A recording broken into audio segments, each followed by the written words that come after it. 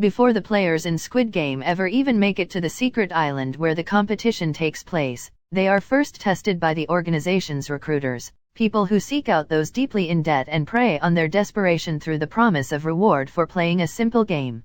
In the show, the recruitment game Gi-hun plays is dakji, also called takji, a traditional Korean game. Similar in many ways to the popular 1990s game known as Pogs. The goal is simply to flip your opponent's tile on the ground by striking it with your own tile, made of folded paper. In the example shown of Gi-hun playing with the Squid Game recruiter, it's clear that he's at a disadvantage because the recruiter carries his own set of game pieces around. He is obviously more skilled and prepared. But he acts like he and Gi-hun are on an even playing field.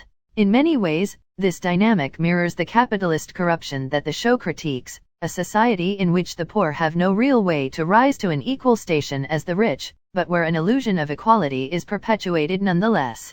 Round 1, Red Light, Green Light. Once Gi-hun and the other Squid Game contestants make it to the island, they start the games off with perhaps the most brutal one of all, Red Light, Green Light. Beloved on playgrounds around the world, Red Light, Green Light is known by many names, including statues, grandmother's footsteps, and, in Korea, Mugungae Kokai Pyeeo Siam Nida. That name is also the song sung by the creepy killer doll in Squid Game, which roughly translates to the Mugungae flower has bloomed. Symbolically, Red Light, Green Light makes a lot of sense as the first game, as it shows the contestants in truly traumatic fashion that if they step out of line even a little bit, they will die. It reinforces the theme of control that pervades the game, and it's a sickeningly perfect game to whittle down the playing field as more than half of the Squid Game players are killed before the first round ends. Round 2, Dalgana/Pop Guy. Squid Game TikTok video points out what the English subtitles get wrong. The second round of Squid Game sees the contestant play a game involving Pop Guy, also called Dalgana, Squid Game's sugary, honeycomb toffee candy that was once a popular Korean street food. Traditionally, if the person buying the dalgana managed to eat around the shape in the middle without breaking it, they would receive a second, free candy. That's the challenge given to the players in Squid Game, but the reward for successful eating is survival, and the punishment for failure is death. The terrifying delicacy and fragility of the game are well reflective of the Squid Game players' state of mind at the time, after seeing so many be killed during Red Light, Green Light. They, like the candy, hang delicately in the balance, with even the slightest mistake meaning their destruction. Related, Squid Game Season 2 theory, Gi-hun becomes the new frontman. Round 3, Tug of War. In Squid Game Round 3, the competition becomes team-based in a deadly game of tug of war.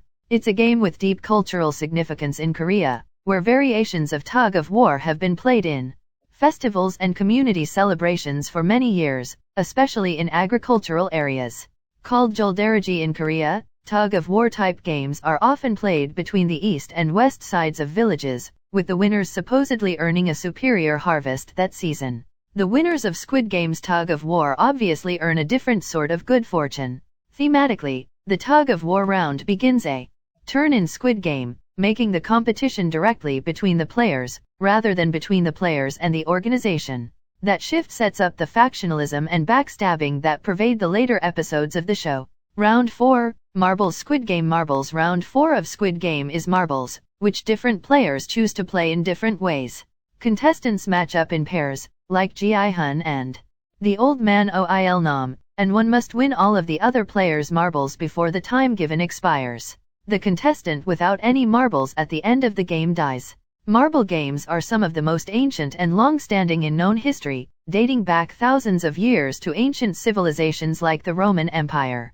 As shown in Squid Game Episode 6, marbles can be played in a wide variety of different ways. In the show, the marbles round is primarily used as an opportunity to slow down the frantic pace of the action and give the characters a chance to really talk and develop in a high-pressure situation.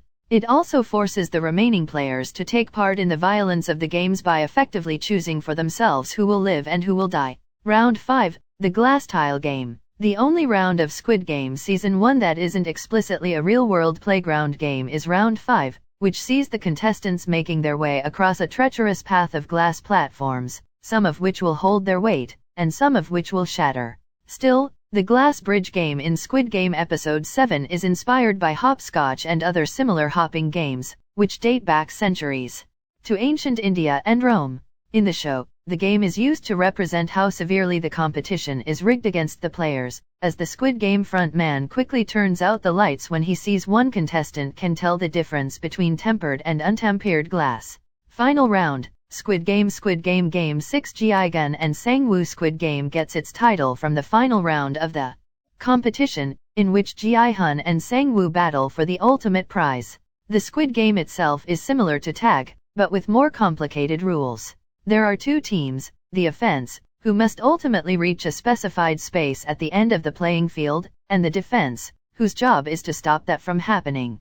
The game was very popular in Korea in the 1970s and 1980s, when many of the main Squid Game cast of characters would have been children.